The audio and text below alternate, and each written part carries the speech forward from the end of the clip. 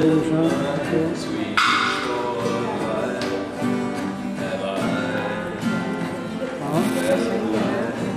دیگه. حالا مثلا تو با این که میگیری با این میخوای میزون کنی اول مشکل دیگه تکون میکنی، ولی اگه با اون بگیرم با شش بگیرم بهتره.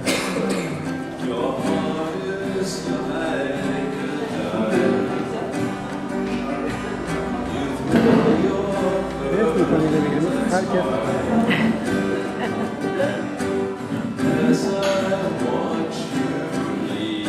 خیلی ازش گرفتم.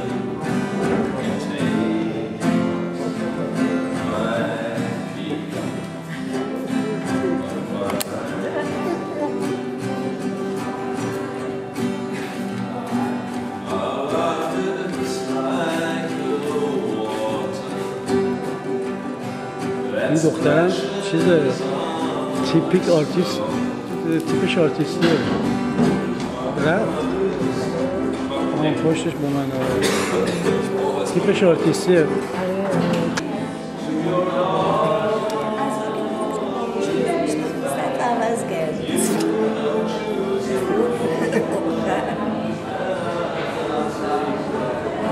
این خانم کی اونجا؟ بغل از شما؟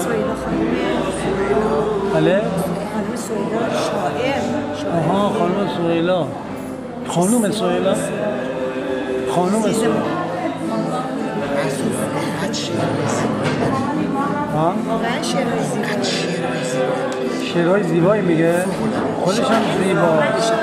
خودش هم زیباست.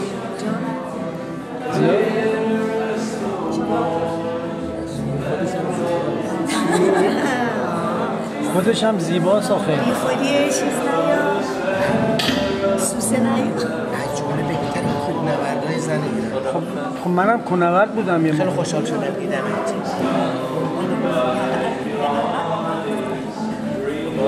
کوهنوردی با چهره می‌نویسن. جان؟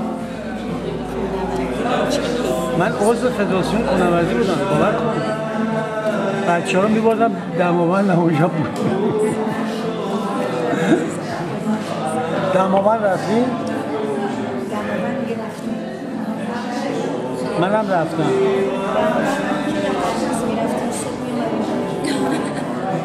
از تپه گوگردی رفتی؟ آره ولی دماوند صبح میرفتن، هر صبح بلند میشدن میرفتن مثلا برن به یه دور بزنن. آها اونطوری. بالا میمدن. درست میشه، درست میشه. درست میشه. من که رفتم میدونم چی میگه.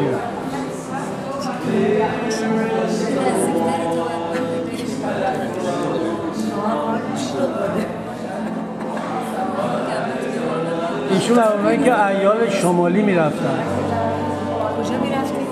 ایشون از اونایی که از ایال شمالی میرفتن. ما همه وسیلش ما یه هیچی نداشتیم. ما از جاده مالدو میرفتیم.